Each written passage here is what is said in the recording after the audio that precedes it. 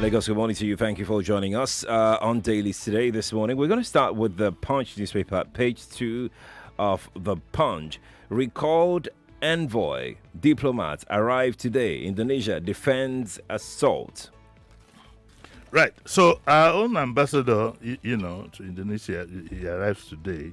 But what is of great interest is on Wednesday, the Punch correspondent obtained a copy of the Indonesian envoy's presentation to Onyema.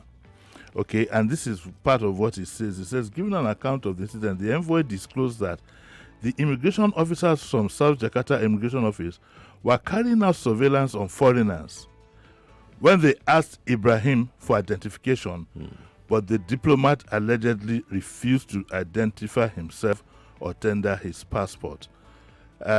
So if the immigration officers asked for his pass, if he had tendered his diplomatic passport, according to this story, maybe it could have been avoided. But remember, this is the Indonesian story. It says that by the time they met with Ibrahim and politely requested him to show his travel document, he answered that his passport was in his room.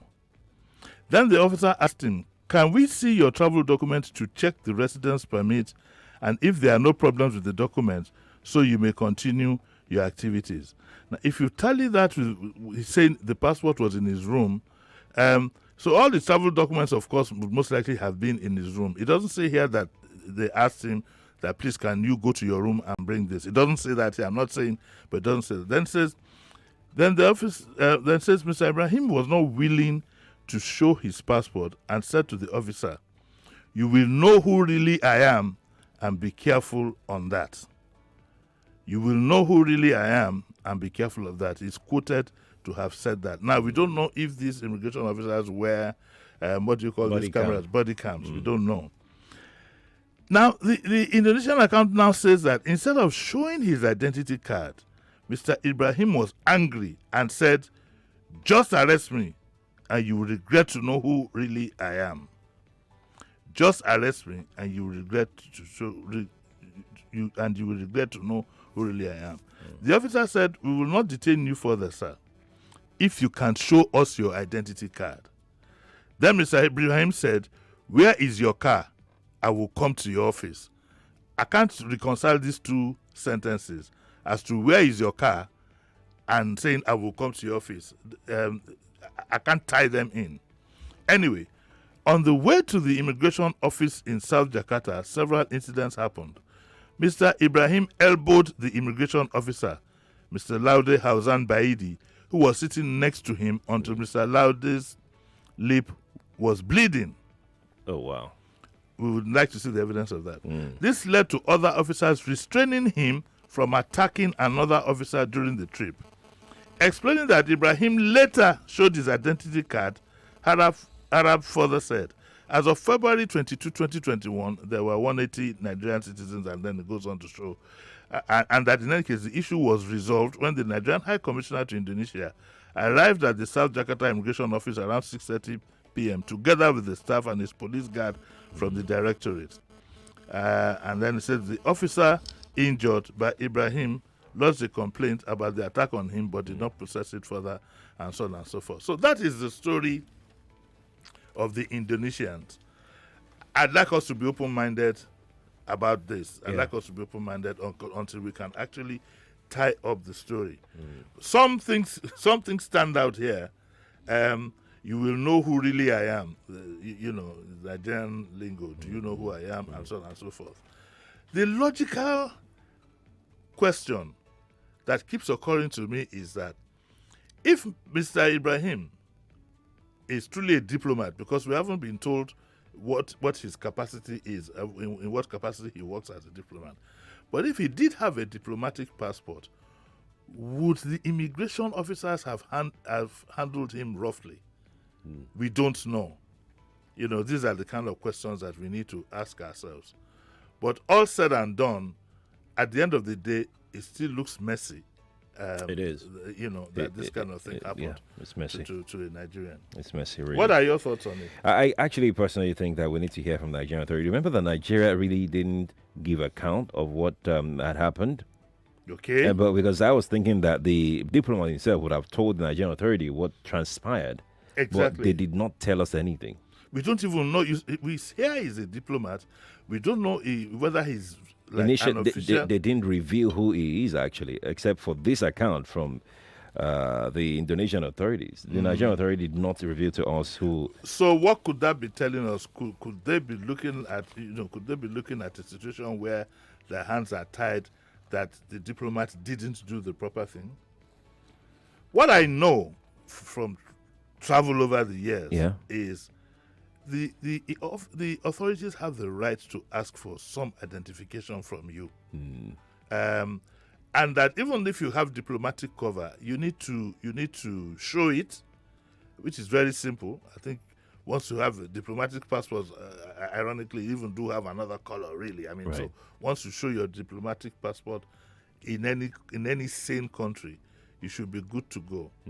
But when I read things like you will know Who I am. who I am, then that Nigerian thing begins to creep in. When he says just arrest me and you will regret to know who really I am, I don't think the Indonesian police are like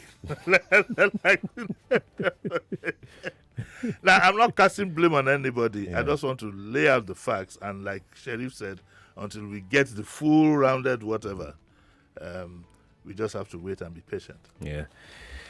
Well, we're hearing that they are coming back home today. That's what the headline says. The diplomat. Oh, the diplomat is coming back home, but the ambassador came ahead of him. Yeah. How come the ambassador and the diplomat didn't come together? We'll Okay, see. maybe he wasn't ready. We'll see. We'll see. Hush Puppy, 31 Northern lawyers volunteer to defend Quadry against FBI. Well, I mean, I'm glad that Quadry has 31 lawyers to defend him.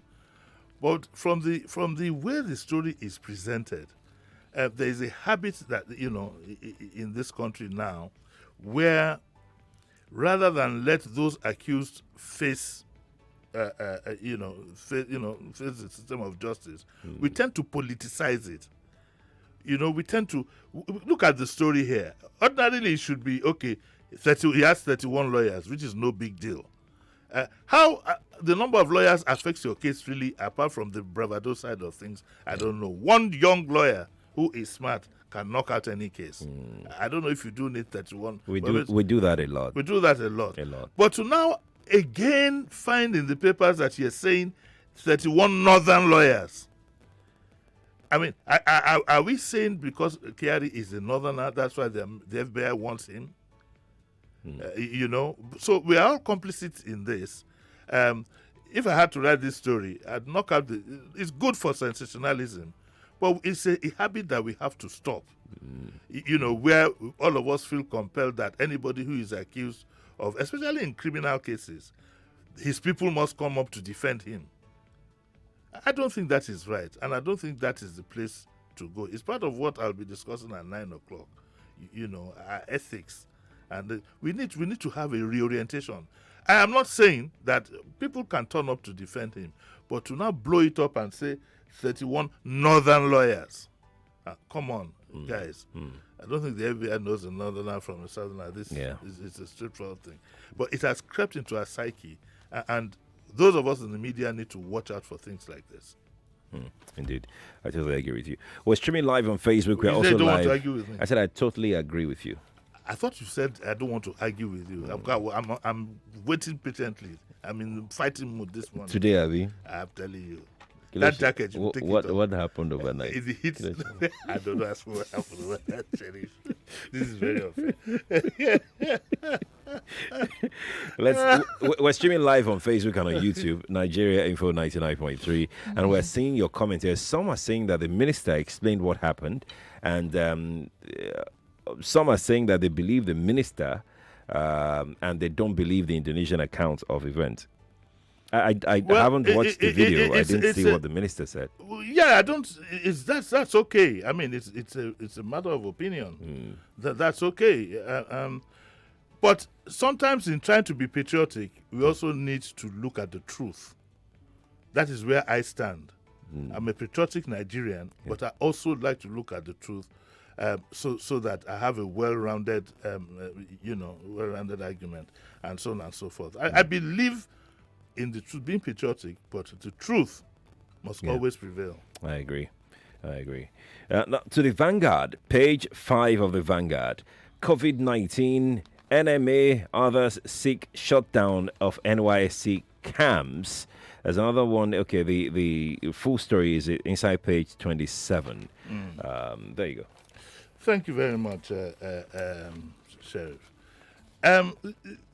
Let's be honest with ourselves. All is not well with this youth corps camp and whatever it is. And I'm saying, I'm not asking people to but it will be very difficult for you to convince me to keep my child in an NYSC camp under these circumstances. And I think the government, should admit to itself that all is not well. Shut down the camp and let everybody go home. Shut down the camp and let everybody go home. But the officials who are deciding to keep the camp going should tell us, for example, how would they feel if any of their children were in those camps?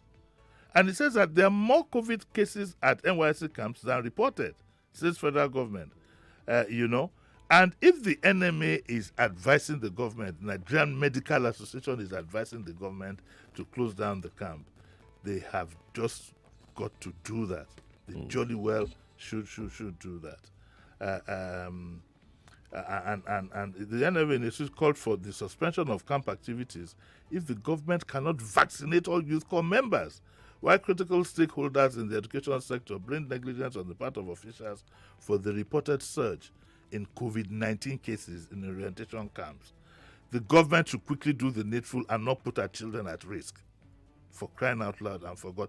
The world will not come to an end if there's no services here, or at least if there is no camp. You can immediately disperse them to their primary assignments and have the camp at the end of the exercise in a year's time. If this pandemic, if it permits us to have such a gathering. Here you are, on one hand, we are trying to discourage people gathering, and now you want to keep a camp going. I don't think it's right. You haven't vaccinated them, like the enemy says. Send them home or send them to their primary assignments. Do you think NYSC has outlived its purpose? I think it has. We can't sustain it properly. What I see in NYSC camps today is a far cry from what we experience. The numbers are phenomenal. We can't handle it properly. Maybe we should make it voluntary, or pump more money and resources into this exercise. This PTO that I wrote, if you don't mind, I just want to quickly read some headlines here that caught my attention. Okay. 73-year-old pastor sues grandson for wife-child snatching. Doesn't that... What was that? Wife-child snatching. Yes, a 73-year-old pastor sues grandson. He sues his grandson for wife-child snatching. Yes, so go find it. Another story that caught my attention here is boy herder with AK-47 arrested in Ogun. Look at the word. Yes, I saw that. I saw this story yesterday. Yes. He was caught hiding inside the bush. Yes. The villagers, saw something and they reported quickly to the police. The police mobilized and to the scene and look at... Imagine if this boy surfaced in your neighborhood and you thought it was somebody you know, and you call, hey, come, take this money and go and buy me bread. And he says, okay, go away, get away. And he said, look at this poor boy. You give him one knock on the head, then he shows up with that. He shows up with it. AK-47. AK-47. Look at the photograph is there. Yeah. He's holding it. Show money. His hand is not on the trigger.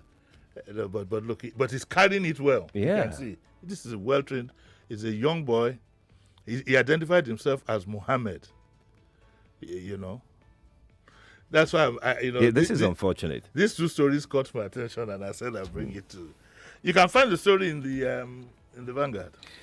Yeah. Let's move on to page 8. We're staying with the Vanguard. We have two stories on this page that we'll be looking at. FG to reintroduce toll gates on highways. Fashola says only 14.3% of 35,000 federal roads eligible. Vehicles to pay between 150 naira and 500 naira toll per trip. Exempts diplomatic, military, paramilitary vehicles, tricycles, and motorcycles. Well, you've heard it. He explains that we don't have time to go through his thorough explanation. But I think the first thing the nation needs to demand from President Obasanjo is who is going to now pay for building up toll gates that he destroyed. Okay, fair enough. During your tenure, you thought there was no need for toll collection because it had been seriously compromised. And instead of just stopping that, you demolished all the toll gates.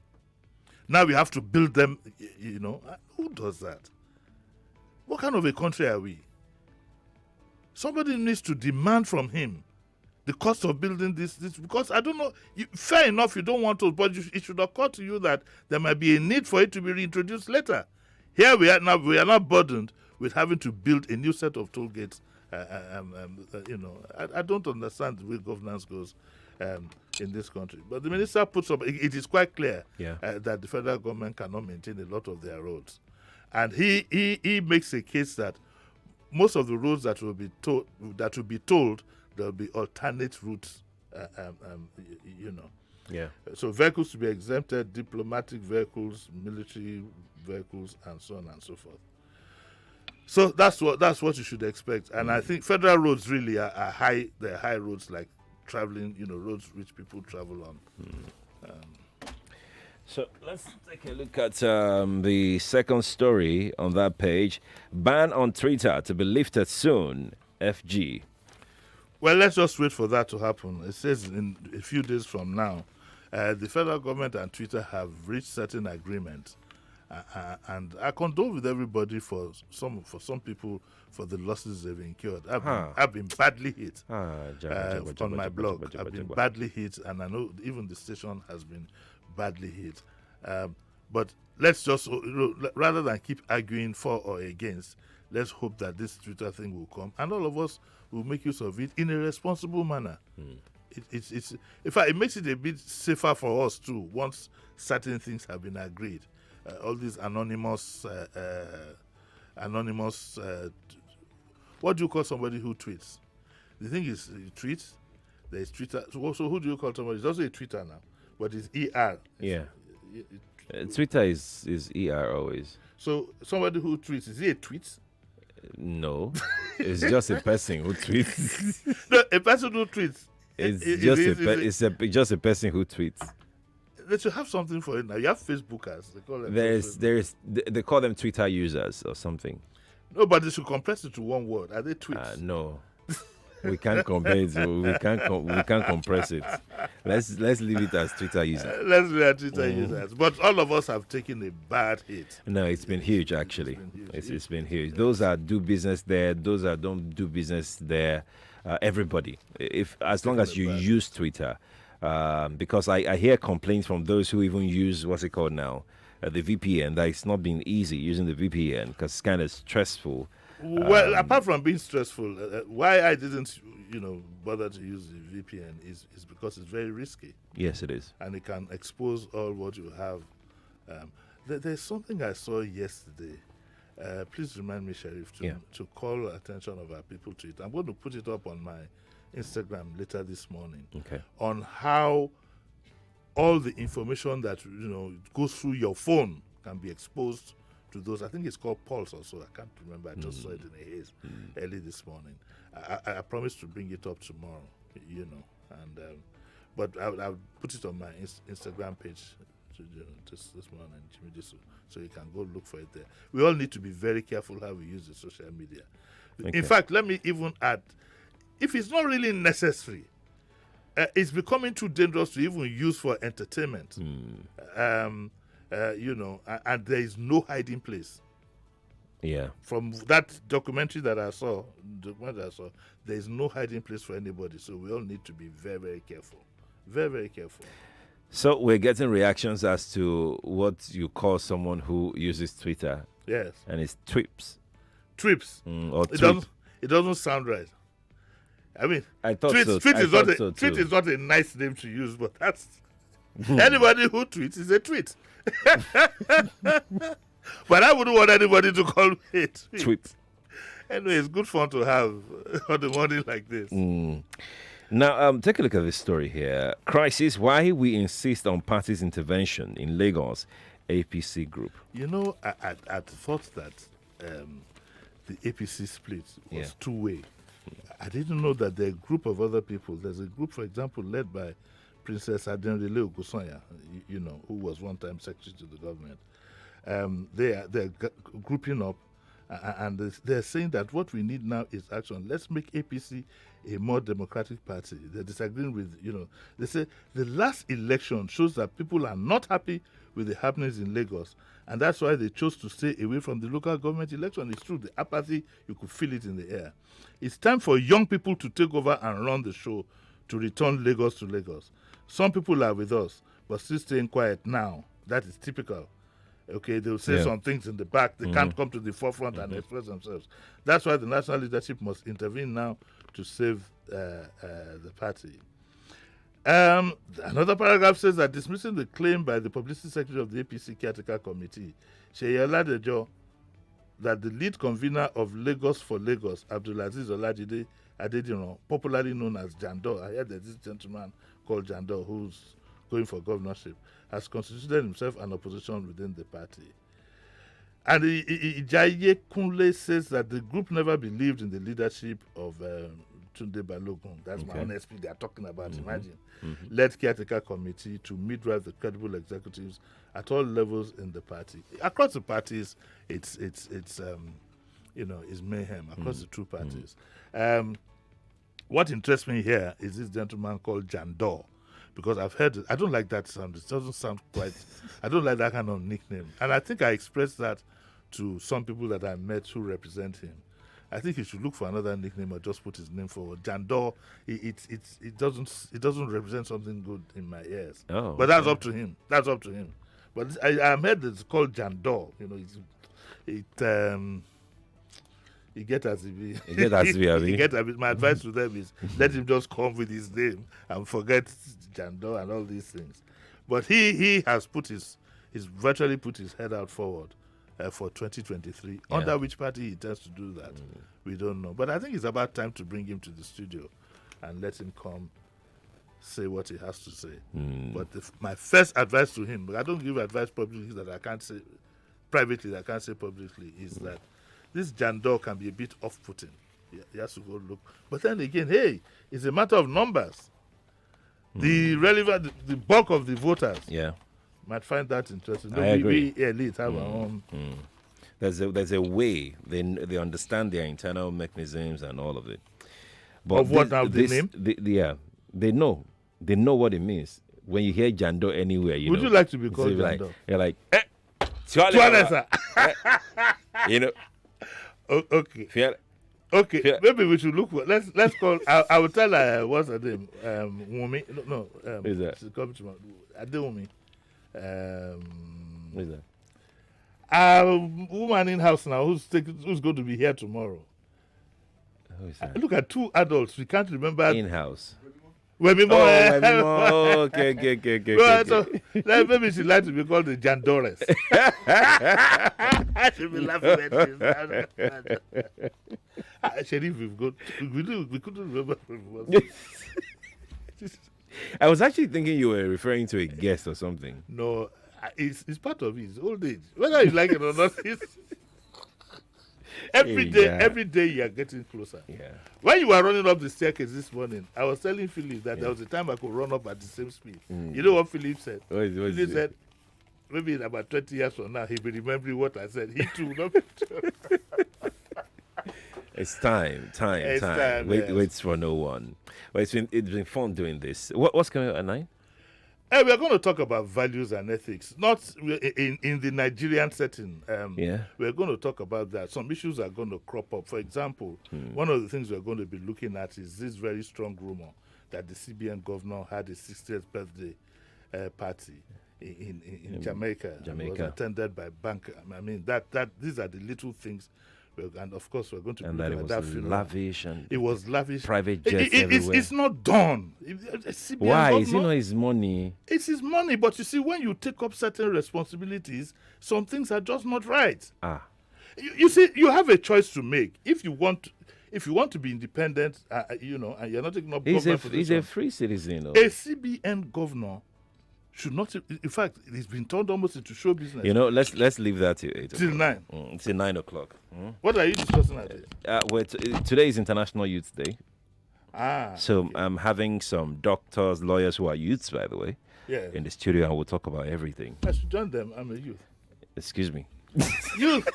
Youth is a function of the Let mind, not the body. Let me come and be going. You don't spoil my money. Youth is a function. I'm just like a youth. We'll try and consider you later. Not now. After the first. Can you let me go? Lagos, you have to go. Bye for now. Thank you for tuning in. Morning to you. You know that feeling when you keep downloading and streaming interesting videos, but your mind keeps whispering, continue, your pockets go here. But not anymore. When you subscribe to MTN's affordable and reliable monthly data bundles, you will enjoy 10 gigabyte with just 3,000 naira and 20 gigabyte for 5,000 naira only.